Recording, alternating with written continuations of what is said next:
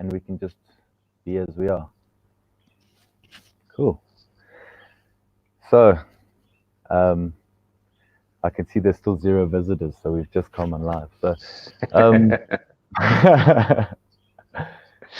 yeah, so let's just carry on with our conversation where we're at. So, first of all, let me just say, anyone that is watching, this is Gabriel Gonsalves and myself, Keye, and we're chatting about the wisdom of the heart is our topic of conversation for today. However, Gabriel and I have been chatting about all sorts of other things during the sound check. So now we're trying to get ourselves onto a new track, but there's still a bit of the old track that's a little bit with us. So please excuse that.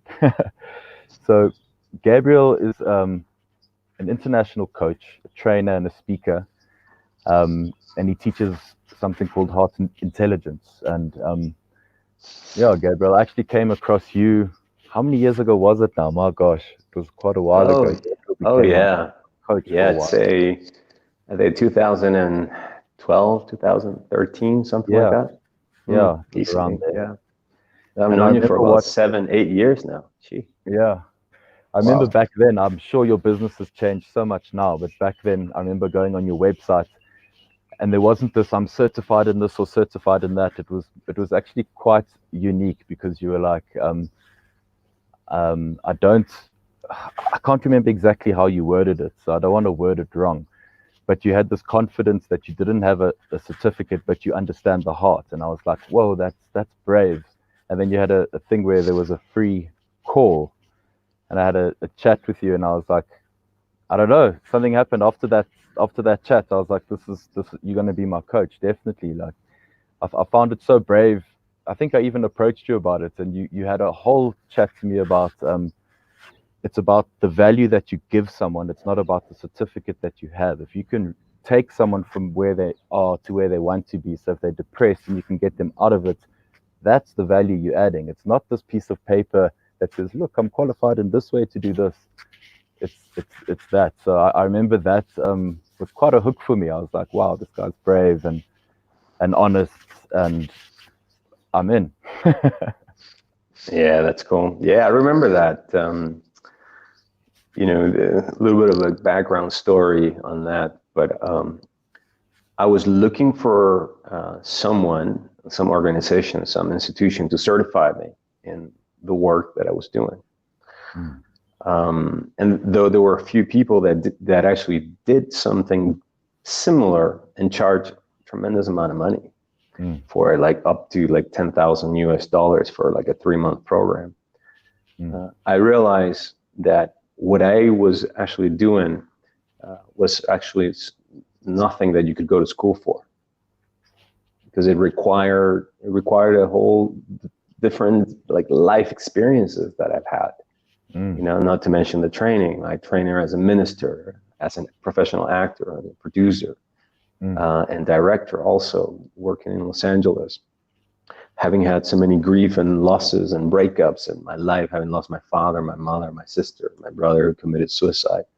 When I looked at my lifetime curriculum of lifetime experiences, I realized, the truth is that to do what I do, you can't be certified. The only thing I can actually certify is that I'm committed to learning as much as I can about the wisdom of the heart and how to support other people in their lives who are going through grief, loss, challenges.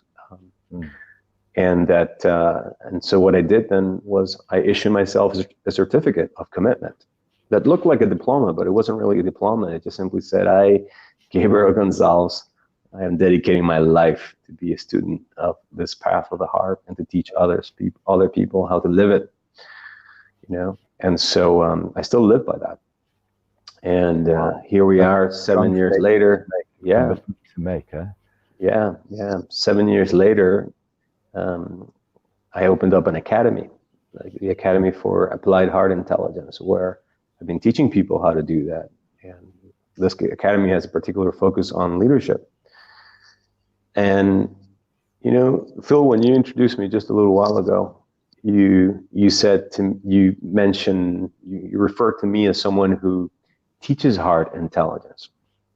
But the truth is, I don't really do that. it would be like me saying, I teach you how to walk. I think you're designed to walk. You're designed to move, to walk, to run, But what someone can do is facilitate the learning process of what you're going to be doing naturally.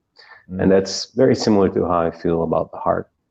We are all wired to be heart connected, heart directed, to live from and operate from our hearts. It's the very first organ that develops. It's just that because of our conditioning or trauma, a lot of us have grown very disconnected from a natural, what I would say is our natural way of being up until we're about 3 to 5 years old. So what I really do is actually help people connect to their hearts, so that from that connection, they can live a much more inspired, fulfilling life. I really like what you're saying. It sounds like you're helping them to connect to their hearts, and then I'm assuming it's up to them to start listening to their hearts and build a relationship with their own heart, so they can get that advice or that inner guidance system working. Yeah, absolutely.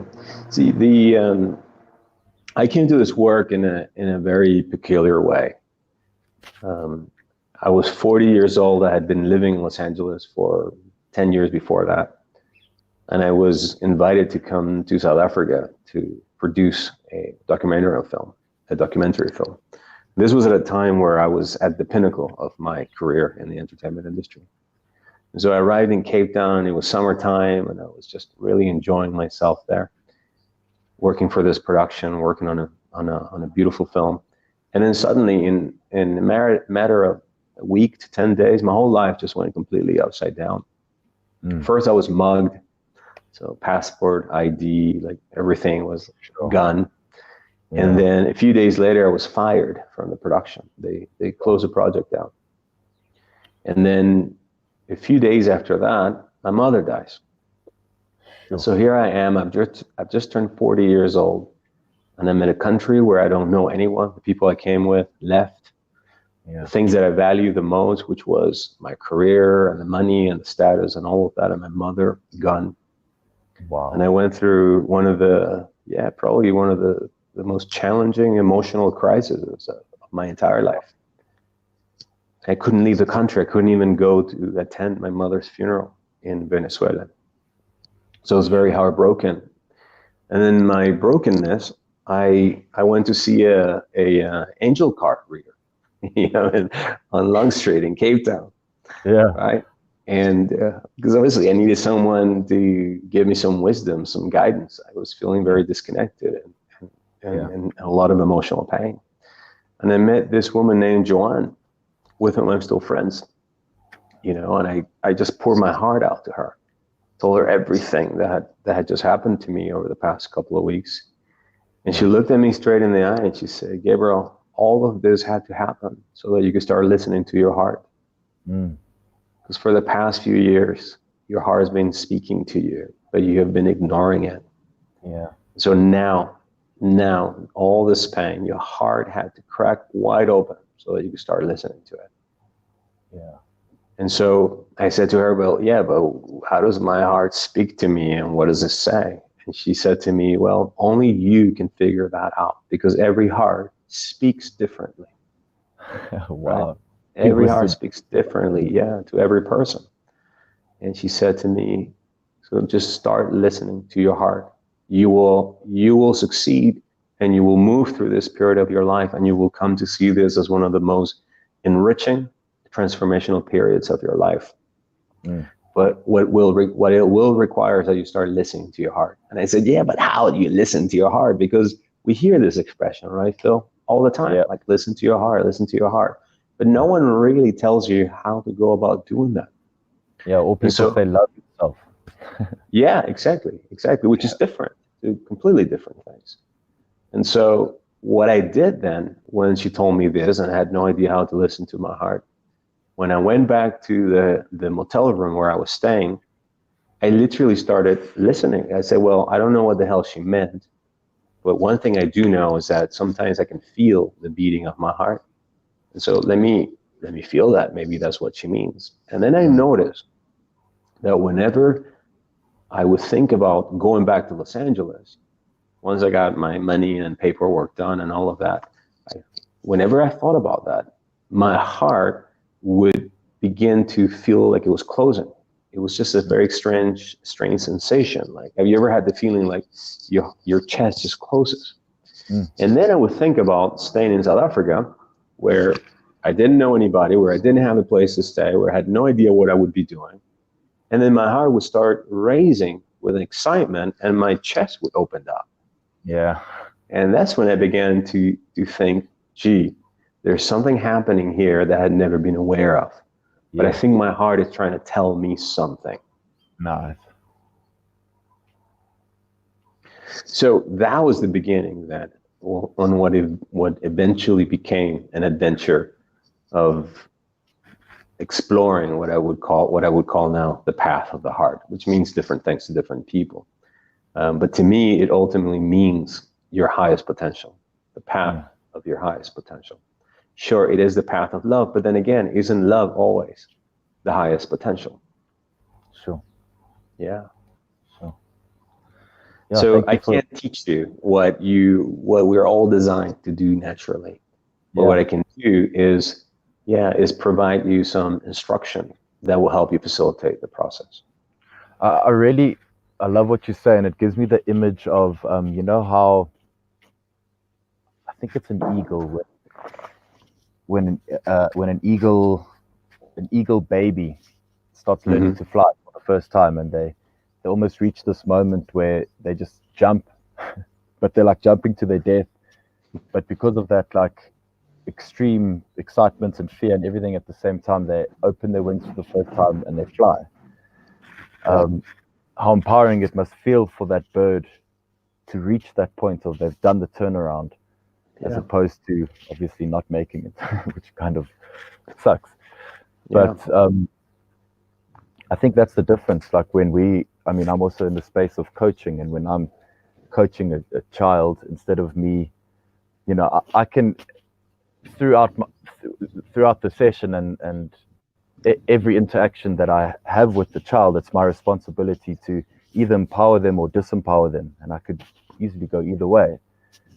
So it's so important to have that as a standard thing in for me in my coaching practice, where I'm asking questions, even if I can see sort of where I think they should be going, instead of trying to manipulate them to see what I'm seeing. It's more just like, I see it, but I can't tell you it.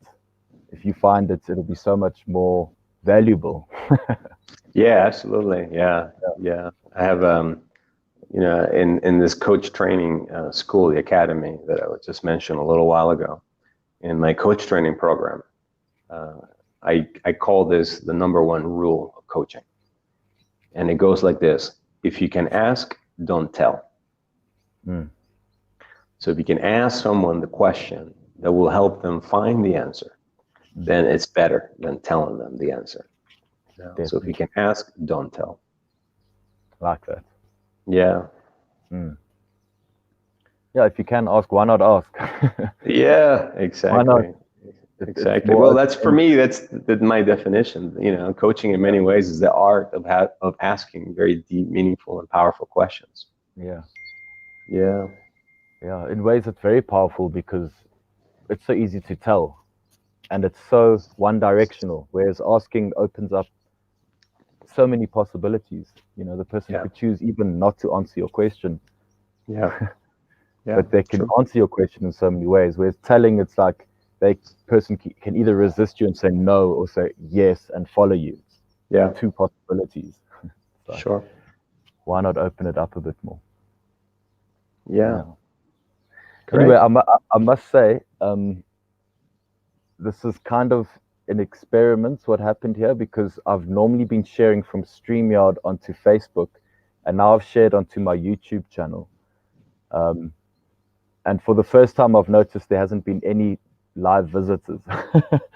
So I don't know how it changed everything, but it's obviously just the different platform is different. Yeah, that's okay. So I'll just be open with you and share that with you. Cool. Yeah. So, in the more personal side of things, I'd like to share with you what's happening with me at the moment. Yeah, I'd love to hear. Yeah. So, I've been running this business called Infinity Tribe for about 2 years. And I employed a guy called Brandon. We worked together and we did really well. And then we sort of went our own ways.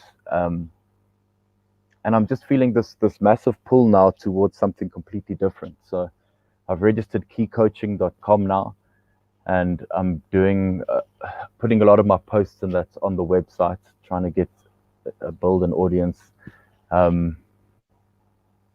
It's very strange as I say this to you, because I'm also realizing while I'm speaking to you that my passion and my energy, most of it is really going into the garden and into music. I'm learning music and diving into theory and just like loving it. And my other work almost just feels like I'm doing it to pay bills, but it needs to be done. But it's a bit like, yeah, I'll run another workshop at a school. Like, flip, I'm quite tired. Like, I don't want to say I'm tired of it, I'm done with it, but I'm moving away from the space. So I've started now, what I'm starting next year is corporate workshops at corporates. I have no connections, I don't know how to get in there, but I'm just going to start pushing in that new direction. I've got another lady, Abigail, who's got experience with neuroscience, and she runs a few neuroscience workshops, and I'm gonna do the creative side of her workshops, and we're gonna mix them together. And then I want to go back online again and do some online courses and that sort of thing. But still, I feel like while I'm speaking to you, it's like I have to do that stuff. But actually, what I want to really do is gardening and piano and hanging out with good people. That's great, man. Yeah, it's interesting when I talk to you, because I can often feel like you seeing through my story and into you connecting to some part of my story that I'm not explaining. But I don't know if I'm right there. Yeah. So is there a question you want to ask me after, like, with regards to everything that you just shared? Yeah, I almost feel like I'd just like to hear what you have to say. That'll be easier. Yeah, when I first arrived here in Granada, the first week that I was here, I met a musician out on the streets, and I was talking to him, and really very talented guy. And we got on the topic of, like, pursuing your passion, of whatever it is that you're most passionate about. So I said to him, well, do you make your money doing music? And he said to me, no, I actually make my money as a tour guide, because I really enjoy spending time with people. And I said to him, yeah, but if your big number one passion is music, why don't you pursue that? And he said to me, well, the reason I don't pursue music as my number one business is because when I was a kid, my father told me to find to find out what are the two things that I love doing most in the world. What is the top one, and then the second one, and then to build a business around the second one, not the first one, so that I could do the first one. Wow, that's interesting. Yeah, and I thought about it, and I was like, you know what? I think this father's wisdom, is right on the money. Because here's the thing, when the thing that you love most and feel most passionate about, when you start associating it with money, right, it somehow begins to lose its what do you call it, attractiveness. But when you do something that you're still going to really do love and enjoy, and it provides a service, right, and that is also allowing you to do all other things that you feel also passionate about, I think you're also in the ballpark of being happy. Love that story. Yeah, so I guess what I'm trying to tell you is that, if you can find a way to combine all these different things that are very much part of you, music, nature, plant, animals, working with children, and helping people, grow, and combine it somehow, You know, I think you're in the ballpark of creating something. I mean, the wonderful thing about the coaching business or just being an entrepreneur is that you can create pretty much any business that allows Mm, you to live all these passions. mm, You know, you could create something completely unique that is based on your needs, your desires, you know, what you're most passionate about. for sure. Yeah. It's weird you say that, and when I hear it from you now, it's so obvious. But I've been like sort of blinded to it. I guess you know when you've been doing something for so long, it can be easy to just get stuck in the pattern of it and just. I think Yeah. I've been seeing myself as a kid's life coach, and that's it. And I've almost just like established myself there, and then forgotten that I've evolved so much over the last say 8 years Yeah.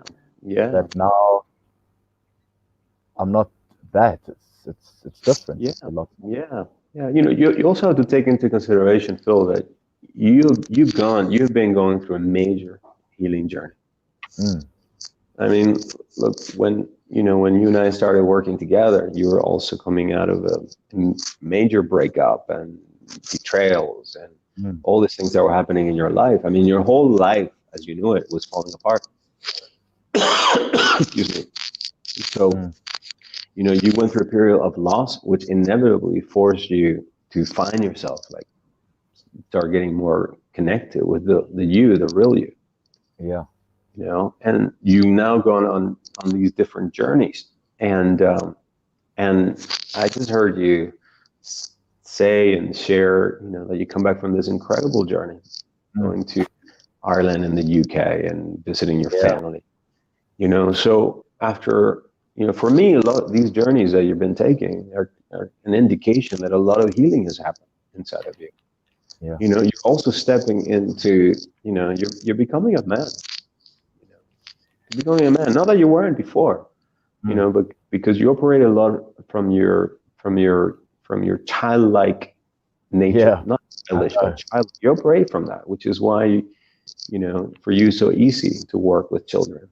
Yeah. Yeah, but you now, you know, you're growing, you're maturing, you're becoming a man. I mean, when But a I'm little also while learning that ago, every adult is actually a child as well. yeah, you're learning what? Sorry. I'm learning that every adult also has a little child. Yeah, That child is not just in children, it's in every adult. yeah, exactly.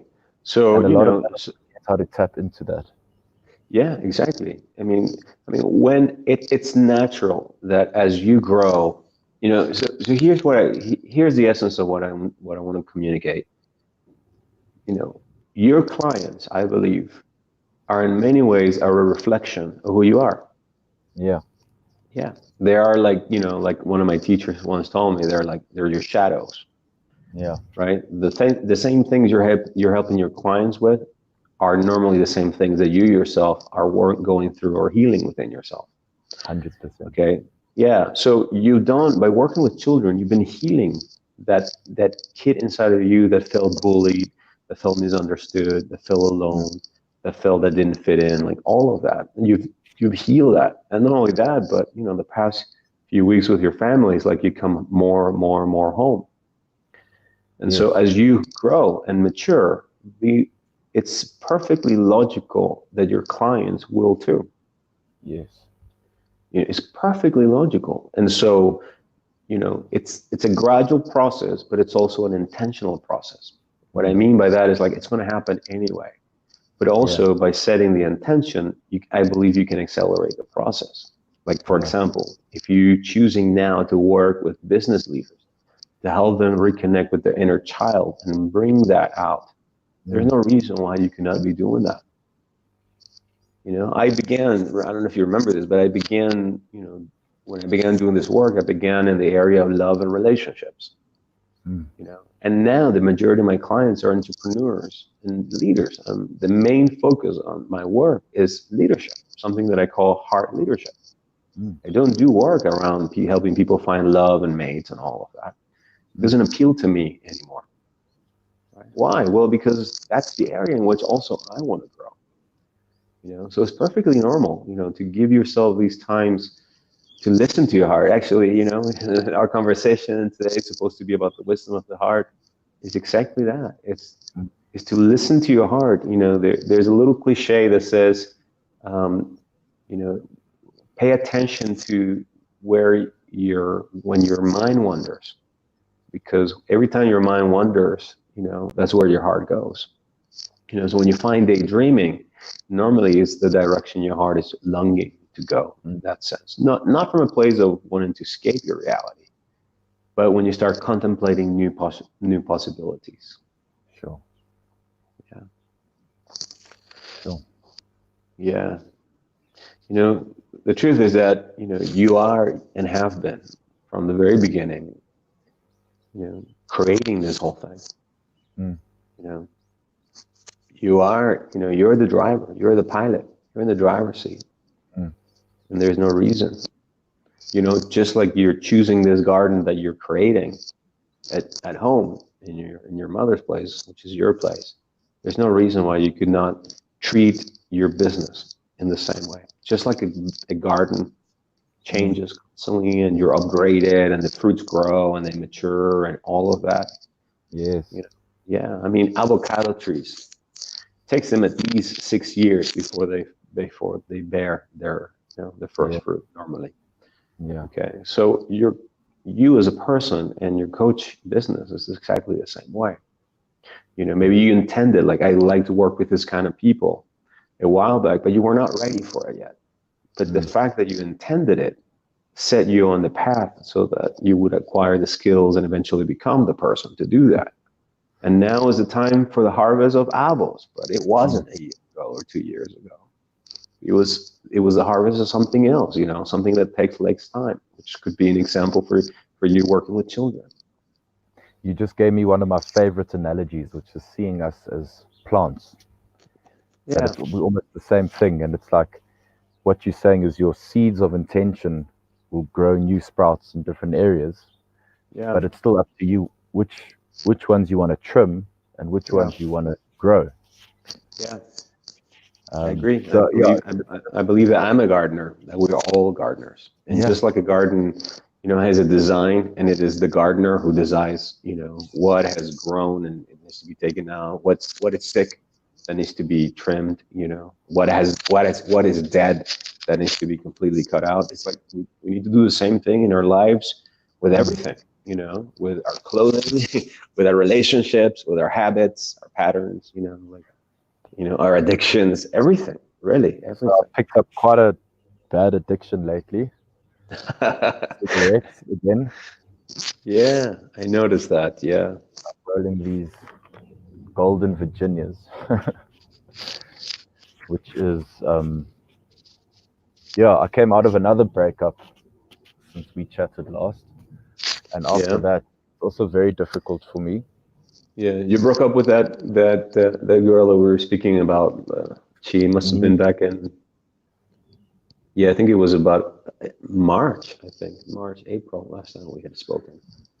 Sure. Yeah, we've been broken up now, probably like 10 months or so. Yeah. Yeah, it was extremely difficult for me. I was in a lot of denial, like acting like I wasn't hurt, but deep down inside, I was just carrying a heavy weight on my shoulders. Like, everyone could see it in me. The way I was doing everything was heavy. But I actually eventually did get over it. There was a moment. I don't know if I should share it live, but I'll share it with you anyway. So towards the end of our relationship was over for like 9 months. Yeah, go ahead. Let me just ask you something. No one's watching this. Yeah. Do you want anyone to watch this? No. Okay, so why don't you turn this thing off, and then just tell people there was a technical glitch and we can reschedule for another time, and then let's carry on our conversation, because part of me is also holding back because I don't know what it is what's confidential and what's not, and so I'd rather not want to have to hold back. Okay, I'm going to end the broadcast. We should probably still be chatting when it ends. Yeah, okay. So